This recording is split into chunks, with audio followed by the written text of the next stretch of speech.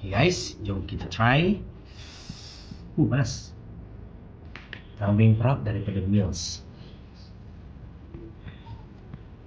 Bismillahirrahmanirrahim.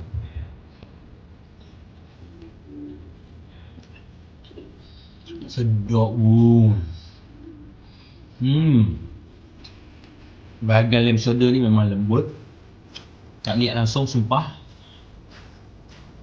Kau tengok ni.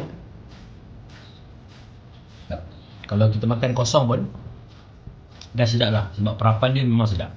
Kita suap kita tu. Cakap jujur jujur. Sedapnya. Ya.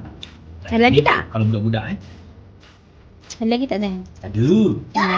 Sedap kan? Sedap sangat ke sedap tipu-tipu? Sedap betul? Tak sabar. Orang bekai pun nak juga. Ni untuk ibu. Wah. Bahagian dia bagi lemak-lemak guys. Ibu nak cicah tak? Nak. Dia try cicah untuk isteri saya. Makan dengan dia punya sos. Sedap lah. Sedap kan? Memang sedap betul kan? Ni guys memang tak tipu. Dah cukup dah. Sumpah, memang sedap. Tak perlu tambah Dah komplit dah rasa dia. Betul. Tak perlu tambah apa. Kau tengok bahagian dia. Memang besar, tebal. Sedap. Wow.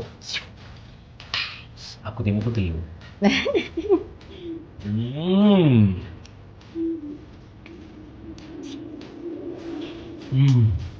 Aku suka makan kosong macam ni pun sedap Perapan dia memang rasa. Memang tak tipu, memang sedap perapan dia. Dan dia memang sesuai untuk budak-budak. Tak pedas langsung. Pedas ke? Pedas? Tak jangan. Cameraman nak juga. Sorry kejap Cameraman nak juga. Last cameraman.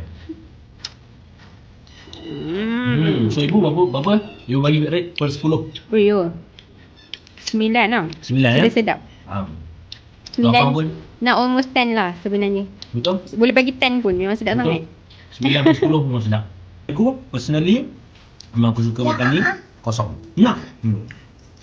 Anak aku dah suka lah. Alhamdulillah, kena standby lah. Kena standby lah.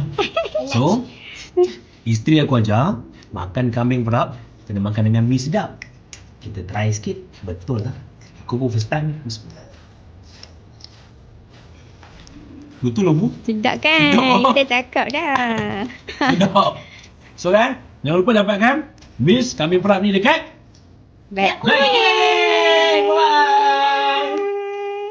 Bye.